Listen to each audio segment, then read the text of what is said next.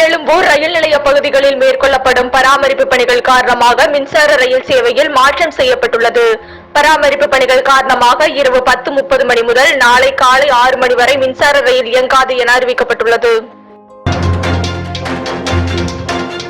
திருவள்ளூர் மாவட்டம் கும்மிடிப்பூண்டியில் பெட்டிக்கடையில் கடன் தர மறுத்தவரை அரிவாளால் வெட்டிய எழில், விஜய், ராஜசேகர், அஜித்குமார் ஆகிய 4 பேர் கைது செய்யப்பட்டனர். பாலியல் ரீதியாக பாதிக்கப்பட்ட நடிகையிடம் கொச்சியில் உள்ள இல்லத்தில் SID நேற்று வாக்குமூலம் பெற்றது. நடிகை அளித்த வாக்குமூலத்தின் அடிப்படையில் நடிகர்கள் ஜெயசூர்யா மற்றும் MLA முகேஷ் மீது வழக்கு பதிவு செய்யப்பட்டுள்ளது. பாலியல் புகார் தொடர்பாக பழைய இந்திய தண்டனை சட்டத்தின்படி நடவடிக்கை எடுக்க கேரள போலீஸ் திட்டமிட்டுள்ளது. பாலியல் குற்றச்சாட்டுகள் ஜூலை 1க்கு முன்பு நடந்துள்ளதால் பழைய சட்டப்பிரிவில் நடவடிக்கை எடுக்க திட்டமிடப்பட்டுள்ளது.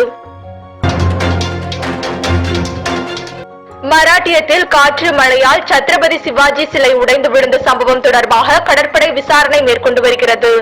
சிந்துதுர்கில் பிரதமர் மோடி திறந்து வைத்த சத்ரபதி சிவாஜி சிலை 8 மாதங்களே ஆன நிலையில் உடைந்து விழுந்து நொறுங்கியதால் விசாரணை மேற்கொள்ளப்பட்டு வருகிறது. வேதாரண்யம் அருகே நடுக்கடலில் மீனவர்களின் வலைகளை இலங்கை கடற்கொள்ளையர்கள் பறித்து சென்றனர்.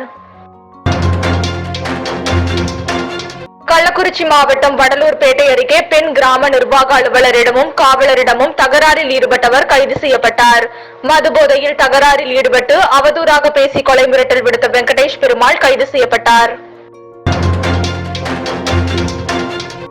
வாழப்பாடி அருகே அதிமுக கிளை செயலாளர் ரவி உடலில் காயங்களுடன் மர்மமான முறையில் உயிரிழந்தது குறித்து போலீஸ் விசாரணை மேற்கொண்டு வருகிறது. சென்னை நுங்கம்பாக்கம் DBI வளாகத்தில் காப்பர் பைப்புகளை திருடிய 5 பேரை போலீசார் கைது செய்தனர். காப்பர் பைப்புகளை திருடிய ஜீவா, வெங்கடேஷ், திவான், முத்துக்குமார், அரவிந்தன் ஆகியோர் கைது செய்யப்பட்டு விசாரணை மேற்கொள்ளப்பட்டு வருகிறது.